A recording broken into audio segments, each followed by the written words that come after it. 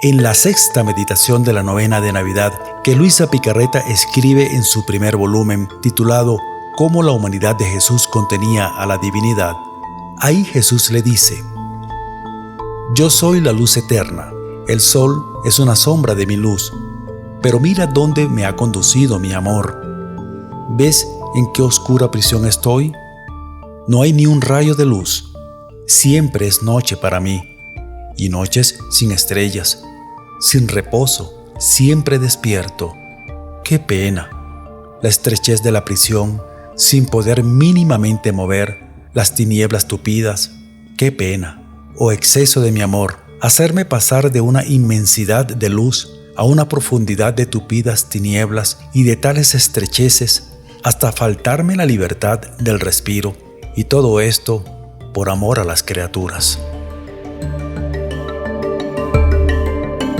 Muy bien, vamos a comenzar esta conferencia más o menos en el punto en el que nos habíamos quedado en la primera. Nos habíamos quedado más o menos en el pecado de Adán, el que rechaza la luz de Dios para querer vivir por sí solo, por sí mismo. Es un acto grandísimo de soberbia por el cual él que tenía, el hombre, Adán, tenía en sí mismo el sol del querer divino, lo rechaza porque quiere ser él un sol, pero pues sin Dios no se puede ser sol y no se puede tener la luz. Rechazando, por lo tanto, a la luz de Dios, pues se queda en las tinieblas, que son las tinieblas del pecado, las tinieblas del error, de la ignorancia, de la muerte. Adán, por lo tanto, escoge libremente, porque siempre tenemos que salvaguardar la libertad del hombre, libremente se opone a la voluntad de Dios y libremente escoge las tinieblas. Por lo tanto, todo lo que en él era luz, que era toda su vida y todo su ser, prácticamente, por la creación de Dios, pues se convierte en tinieblas. Y en vez de ser bello, porque era bello en su alma, aún en su cuerpo, se convierte en fealdad. La ruptura, pues, de esa voluntad humana con la divina, en realidad provocó todo el mal en el ser humano, en el hombre. Y provocando todo ese mal en el hombre, ahora el hombre vive en esa ruptura con Dios y su obra, con la creación. Un poco vamos a ver cómo el hombre no es dejado por Dios así. A ver qué hace el hombre después de que rompió, digamos, con Dios, convirtiéndose en tinieblas. Dios, lo mismo, no lo dejó solo, como decíamos al inicio. Dios siempre con su gracia está conduciendo al hombre y llamándolo siempre hacia la vida de la luz. Por eso, como se dice en el inicio de la carta a los Hebreos, Dios habló desde los tiempos antiguos, de muchas maneras, diversas veces, muchas veces. Y hablando más o menos, comienza a revelar lo que son los misterios de su voluntad. Comienza a hablar de lo que es su ser, de Dios. Hasta que llega el culmen de esa revelación en Cristo, la encarnación del Verbo, por lo tanto, inaugura los tiempos nuevos, llevando hacia coronamiento todo lo que en el Antiguo Testamento Dios había ya revelado. Y será ciertamente cuando manifieste la santidad del querer divino, cuando, digamos, llegará y llega a una profundización mucho más grande, inmensa, de lo que es precisamente su divino querer. En Luisa, en la manifestación de la divina voluntad a Luisa, de la santidad del divino querer. Por eso, ahora vamos a hablar de Jesús, el que, viniendo a este mundo, encarnándose, se convierte en luz verdadera que ilumina a todo hombre. Dice así al inicio del Evangelio de San Juan. En ese inicio, en ese prólogo de San Juan, hay tres, como decía también al inicio, hay tres frases que son muy importantes para el tema que estamos tratando. En el principio era el Verbo, en el versículo 1. En el versículo 4, en Él estaba la vida, y la vida era la luz de los hombres. Y en el versículo 9, Él era la luz verdadera, que ilumina a todo hombre que viene a este mundo.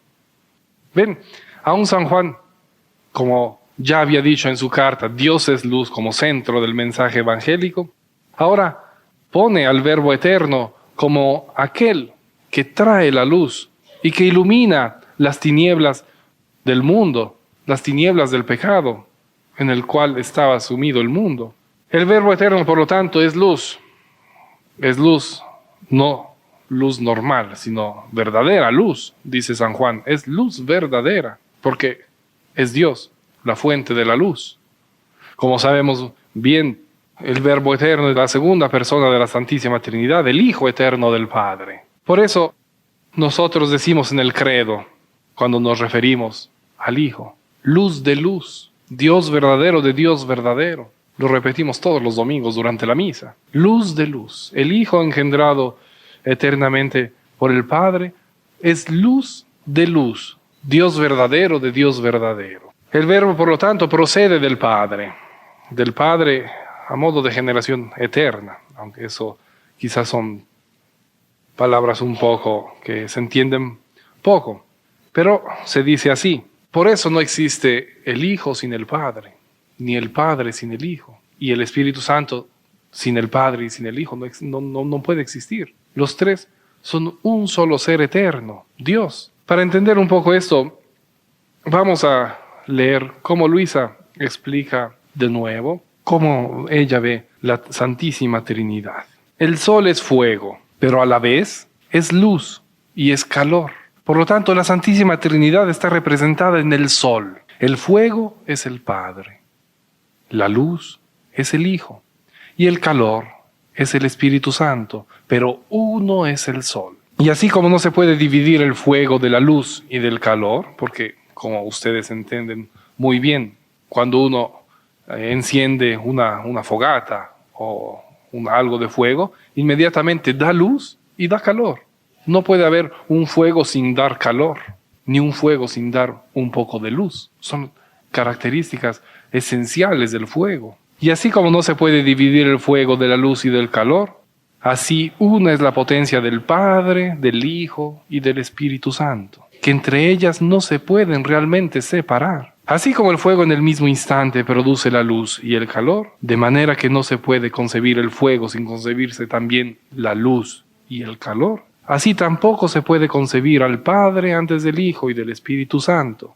Y así, recíprocamente, tienen los tres el mismo principio eterno. Dios, son Dios, es Dios. Así vemos como el Hijo, que es la segunda persona de esa Trinidad sacrosanta que se encarna, es luz infinita, interminable, eterna, que encarnándose ilumina todos los tiempos, toda la historia de la humanidad.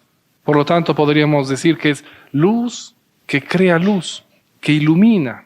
Con esta palabra más bien la entendemos. Él, por Él, todo fue hecho. Dice también de nuevo San Juan. Luz que crea luz. El Verbo se hizo carne, dice San Juan en el versículo 14, del primer capítulo de su Evangelio. El Verbo, luz verdadera, se hizo carne. Él que no tiene, en realidad, como Dios, no tiene un cuerpo. Dios no tiene un cuerpo material. Él, que es solo, podríamos decir, luz espiritual, asume el Verbo una naturaleza humana, se encarna, se hace hombre. En el acto de la encarnación, en el momento en que el Verbo eterno se encarna, y así, siendo Jesucristo, Él, en cuanto Verbo eterno, no pierde nada de su divinidad. Sigue siendo, es y será verdadero Dios. Como decimos en el credo, verdadero Dios.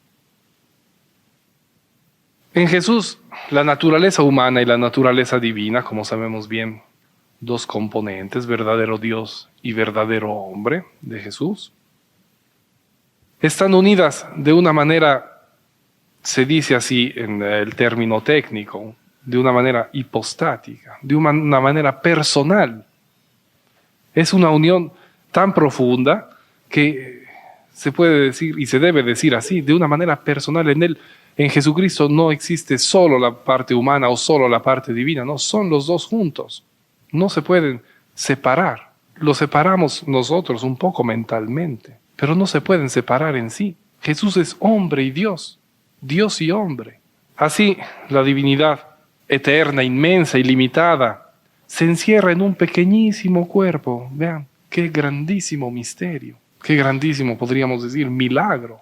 La luz eterna y refulgente, obligada a vivir, aunque sea por un pequeño espacio de tiempo, o sea, un periodo de tiempo de 33 años, obligada a vivir en las estrecheces de un cuerpo humano, en las limitaciones de un cuerpo humano, las limitaciones aún humanas en cuanto al ser humano como criatura de Dios. El Verbo eterno, pues, que desciende del cielo, y podríamos decir, a tanta bajeza, sujetándose a las miserias y debilidades de la vida humana, todo un Dios que tomando una naturaleza humana completa, llega hasta a sufrir en su humanidad. En la sexta meditación de la novena de Navidad que Luisa escribe en su primer volumen, ahí Jesús le dice: yo soy la luz eterna. El sol es una sombra de mi luz. Pero mira dónde me ha conducido mi amor. Ve en qué oscura prisión estoy. No hay ni un rayo de luz. Siempre es noche para mí, y noche sin estrellas, sin reposo, siempre despierto. ¡Qué pena! La estrechez de la prisión, sin poderme mínimamente mover. Las tinieblas tupidas. ¡Qué pena! Oh exceso de mi amor, hacerme pasar de una inmensidad de luz, de amplitud, a una profundidad de tupidas tinieblas, y de tales estrecheces hasta faltarme la libertad del respiro. Y todo esto por amor a las criaturas. ¿Cómo podríamos entender, pues, en Jesús qué lugar ocupaba la divinidad? Nosotros podríamos pensar cómo la divinidad que se encarna entra en una casa, llenándola con su luz inmensa. Una casa que, entrando la luz eterna, en este caso, en el cuerpo de Jesús, entra, la ilumina tanto que la luz sale para afuera, se desborda. Porque un cuerpo humano, en realidad, este es el grande milagro, para contener toda una divinidad que es ilimitada, pues claro que la divinidad que se encarna, pues al final, aún del cuerpo sale una luz refulgente. Pero he aquí otro milagro, que Dios no quiso que esa luz saliera, se desbordara visiblemente hacia afuera. Enceguecería a todas las criaturas, enceguecería a todos los que estaban allí en aquellos tiempos viendo a Jesús físicamente. Y entonces la humanidad de Jesús, aún visiblemente, poco dejó ver de esa divinidad. Pocos rayos de luz salieron de esa divinidad que contenía. Podríamos usar otra imagen, otro símbolo, otro modo de explicar cómo la humanidad de Jesús contenía a la divinidad, como un vestido.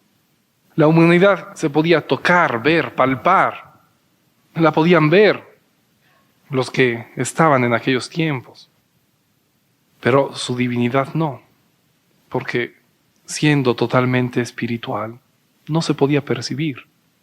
Y no la podían percibir ni con los ojos materiales, ni con los oídos, ni con los sentidos. Algo podían percibir, pero más bien a nivel espiritual. Ven, este grande misterio de la encarnación, aún San Pablo lo explica con pocas palabras en esa carta que le escribió a los filipenses. Se despojó de sí mismo, de su divinidad, tomando la forma de siervo, haciéndose semejante al hombre. Despojarse de sí mismo no significa ni olvidarse, ni dejar la divinidad quién sabe en dónde, en el cielo o quién sabe dónde. No, simplemente no hacer que esa divinidad se desbordara visiblemente, porque los seres humanos no somos capaces de ver la divinidad y seguir en vida, como dice ya desde el Antiguo Testamento. Moriríamos al ver la divinidad, moriríamos de felicidad, de gozo. Por eso Dios se manifestó como uno de nosotros, como un hombre cualquiera. La divinidad en su luz se quedaba como encerrada en la humanidad de Jesús, como precisamente atrás de un vestido, del cual, como por pequeñas fisuras, traslucía su divinidad. Jesús algo mostró de su divinidad. Pensemos, por ejemplo, aunque después lo vamos a analizar un poquito más detalladamente, pensemos, por ejemplo, en la transfiguración. Algo mostró de esa luz de su divinidad. Muy limitadamente, pues, Jesús mostró al exterior algo de su divinidad, de la luz de su divinidad. Tan es así que, en realidad, poquísimas personas se dieron cuenta de esa luz. Jesús, en la transfiguración, escogió solo 3 apóstoles, ni siquiera todos los 12 apóstoles, 3, para mostrarles su divinidad. Y todo el resto de las muchedumbres que Jesús encontraba, pues no, muy pocos reconocieron la divinidad de Jesús. Solo se puede decir quienes tenían el germen de la fe. Ellos podían y reconocieron la divinidad de Jesús. Los pocos que lo siguieron, los pocos que entendieron un poco quién era Jesús. Ven, cuando Jesús les pregunta a los apóstoles, ¿qué dice la gente? ¿Quién dice la gente que soy yo? A ver, díganme. Y los apóstoles responden. Unos dicen que eres Juan el Bautista, otros dicen que eres Elías. No habían reconocido esa divinidad de Jesús. San Pedro sí, que ya tenía el germen de la fe. Tú eres el Cristo, el Hijo de Dios vivo. Dios es espíritu. Por lo tanto, esa luz no la dejó ver de una manera material, pues es una luz espiritual. No la podemos ver con los ojos materiales, a menos que Dios no la muestre, Jesús no la muestre de esa manera, como a los apóstoles en la transfiguración. A veces hay que estar atentos, porque en la vida espiritual o en la vida cristiana, quisiéramos ver algunas manifestaciones de Dios, visiblemente, materialmente. Quisiéramos ver un poco más de Dios, pero con estos ojos. Y no se puede ser así, no puede ser así. Todo es espiritual. Ven, aún Jesús al final de su vida decía, beatos aquellos que, no habiendo visto, creerán. No se necesita ver materialmente la luz de Dios para poder creer, para poder ser cristianos. Y más adelante, para poder ser santos. Hay que estar muy atentos, porque si nos apegamos a querer ver estas cosas materialmente, pues no nos llevemos el regaño que se llevó el apóstol Felipe. Muéstranos al Padre, déjanos ver un poco de la divinidad. Y Jesús casi respondiéndole de una manera casi irónica a Felipe. Desde hace tiempo que estoy con ustedes y no me has conocido. Quien me ha visto al Padre. ¿Cómo puedes decir muéstranos al Padre? Jesús casi lo regaña. Felipe, pero si tanto tiempo estoy aquí. No habían visto con los ojos materiales, como quizá el apóstol Felipe quería ver, la divinidad de Jesús. No, es una cosa espiritual y la tenemos que ver con los ojos de la fe, con los ojos del alma. Hay que estar atentos con estas cosas, ¿no?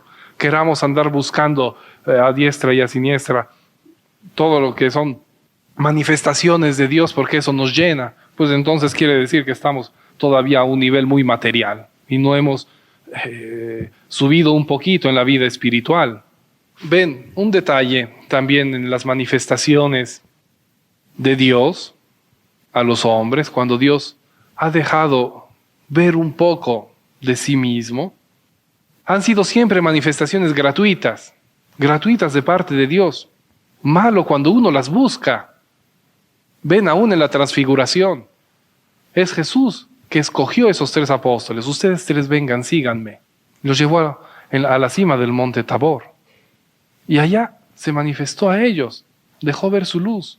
No eran ellos que andaban buscando ver la luz de la divinidad de Jesús. No se las hubiera mostrado. ¿Cómo le pasó al apóstol Felipe? ¿Qué más quieres ver? Ya estoy aquí. Pues no está bien andar buscando manifestaciones extraordinarias que vengan del cielo.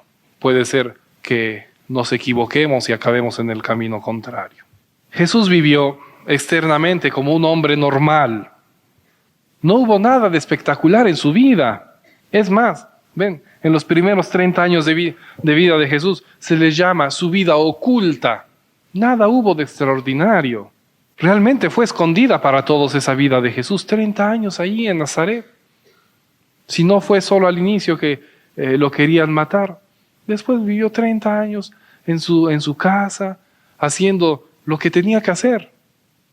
Precisamente sus deberes ahí, su trabajo, siendo carpintero. Externamente eso hacía, ayudando a su madre, a la Santísima Virgen, pues en las cosas normales de la vida. No hubo nada de extraordinario, ni de estrambótico, como se dice.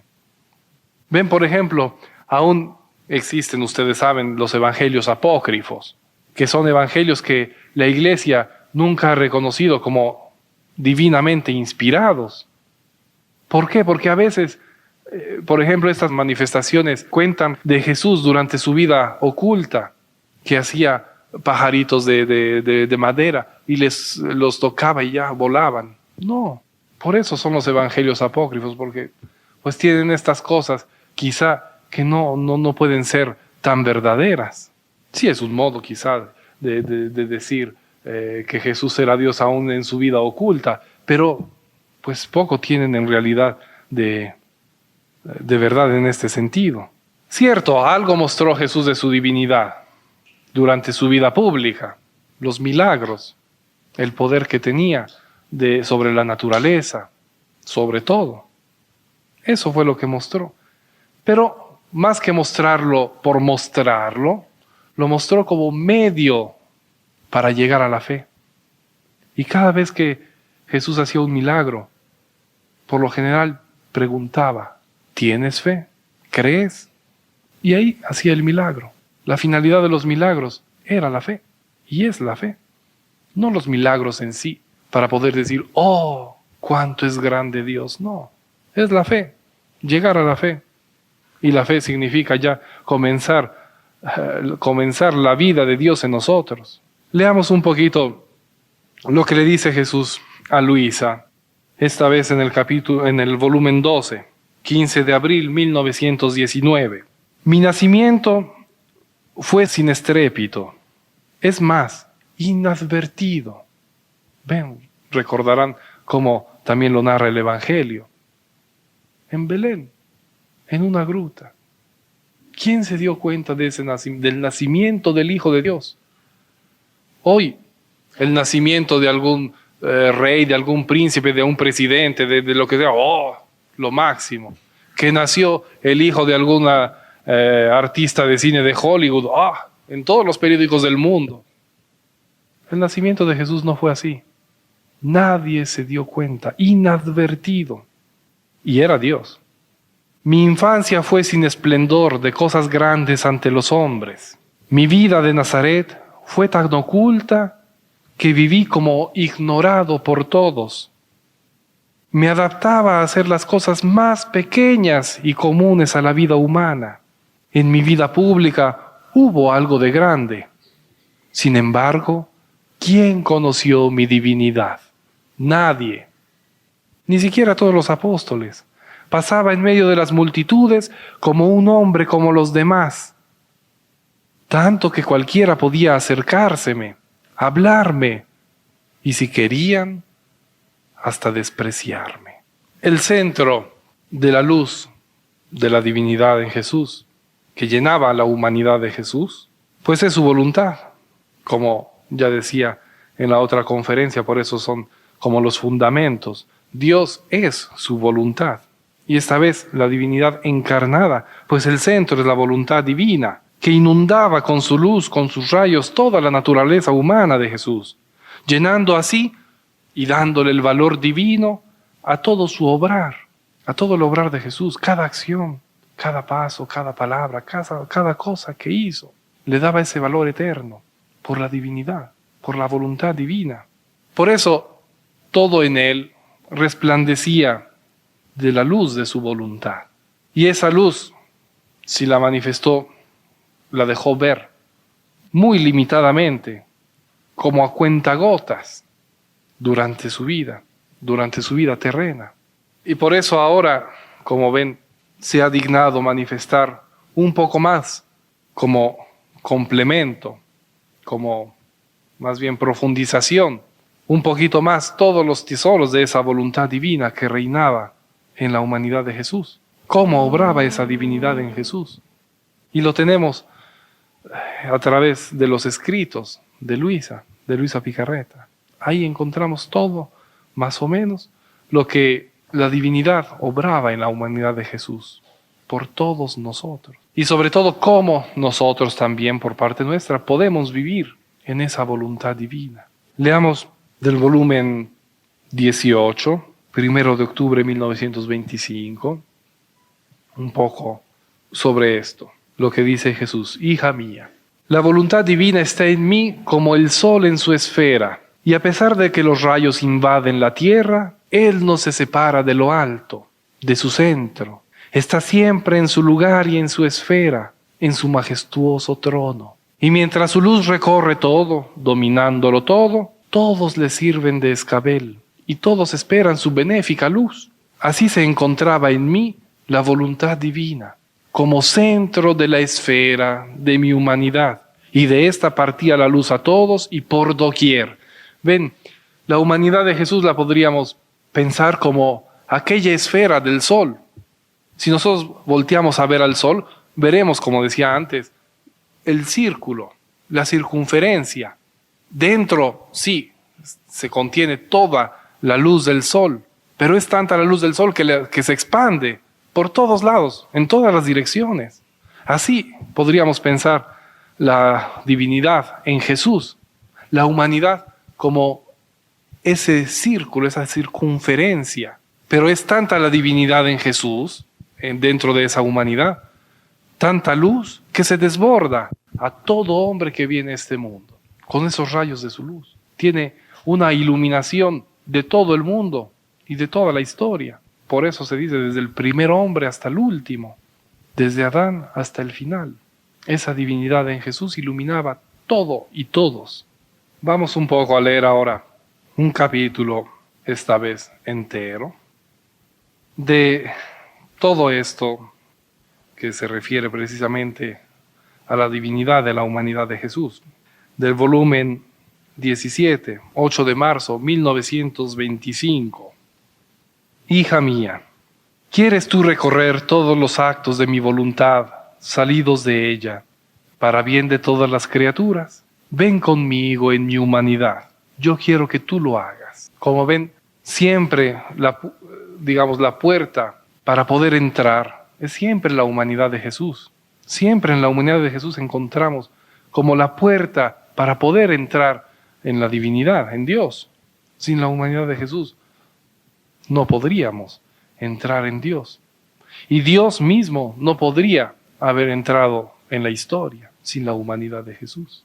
¿Ven cómo es el punto, en el cual se toca la eternidad y el tiempo? En el cual se toca Dios y el hombre. Por lo tanto, la humanidad de Jesús es como el medio por el cual Dios viene hacia nosotros y nosotros vamos hacia Dios. Podríamos entenderlo así. Has de saber que mi humanidad recorrió todos los caminos del querer eterno, y en todos los actos que encontraba, hechos para bien de todos mis hermanos, hacía el mío para corresponder a la divina voluntad, por tantos actos suyos hechos para bien de todas las generaciones humanas. Por eso los actos de Jesús, de su humanidad, podían alcanzar a todas las generaciones humanas, porque estaba en él la voluntad divina, su voluntad divina, que podríamos decirlo así, en cuanto a actos solo humanos, pues no podrían alcanzar a todos, no tienen la fuerza de poder alcanzar a todas las criaturas y a todos los actos de todas las criaturas.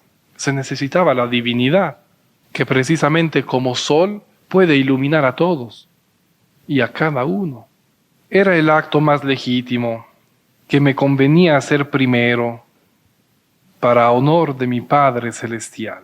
Y mientras esto hacía, dejaba el depósito de estos actos míos en la misma voluntad divina, para que estuvieran siempre en acto de dar a mi Padre Divino ese legítimo honor que las criaturas no le dan. Y violentar así a la voluntad eterna, hacer la paz con la voluntad humana. Ven, por eso aún se dice, y es así, como Jesús pudo dar al Padre la gloria, el honor, por todas las criaturas, por todo lo que las criaturas no le han dado en toda su historia, en toda la historia de la humanidad. Todo lo pudo concentrar Jesús en sí mismo y poderlo dar al Padre como gloria, honor, porque en Él estaba esa voluntad eterna.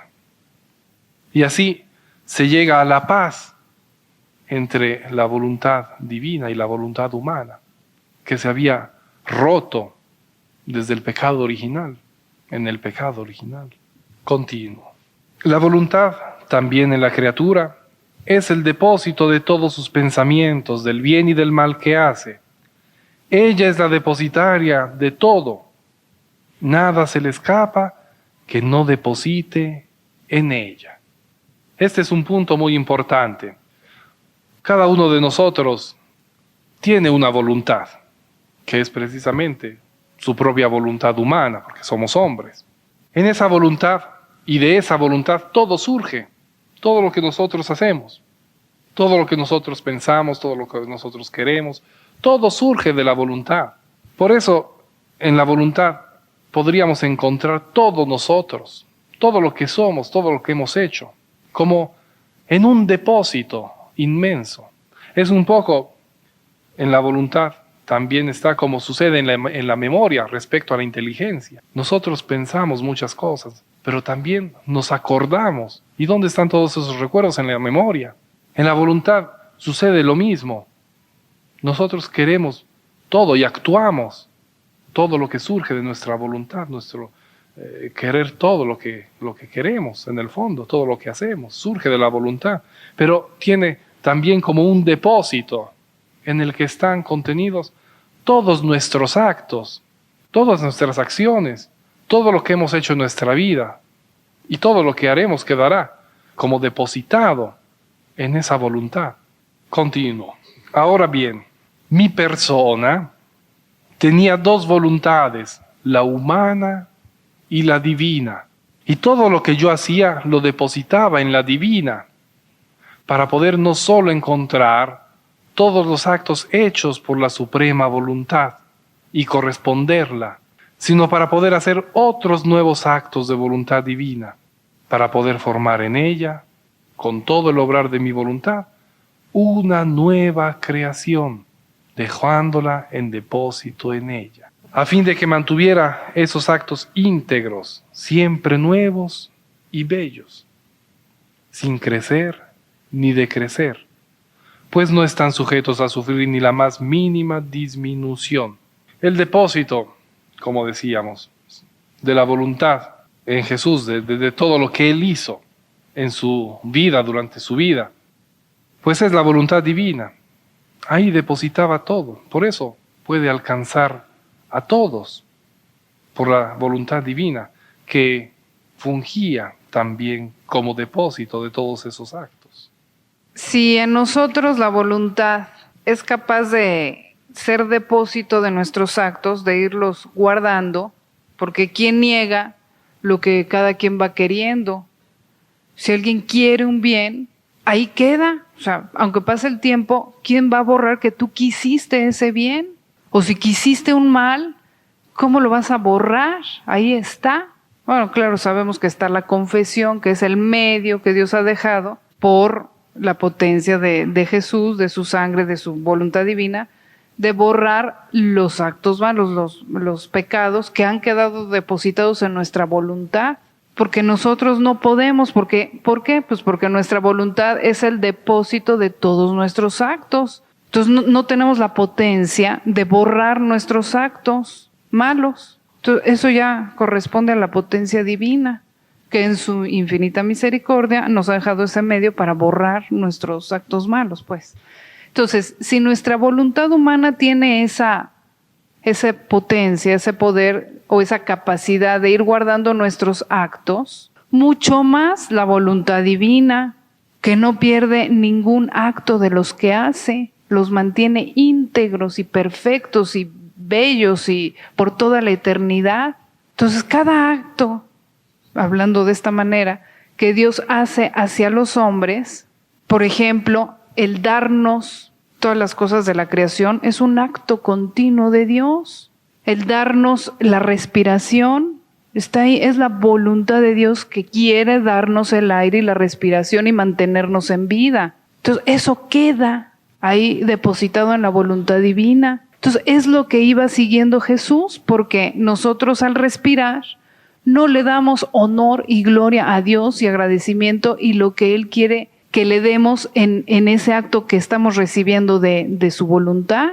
Entonces, por eso dice Jesús que Él iba siguiendo, dice al principio, has de saber que mi humanidad recorrió todos los caminos del querer eterno y en todos los actos que encontraba hechos para bien de todos mis hermanos, yo hacía el mío para corresponder a la divina voluntad por tantos actos suyos hechos para bien de todas las generaciones humanas. Jesús sabía cuáles actos hacía la voluntad divina hacia todos nosotros. Nosotros pues los tenemos que ir conociendo, pero Jesús lo sabía porque pues, Él era tenía la misma voluntad divina, era la misma voluntad divina, pues sabía, lo tenía ahí presente. Y era natural en Él ir siguiendo estos actos, estos caminos, ya como hombre con su voluntad humana, para hacer estos actos humanos a nombre de todos nosotros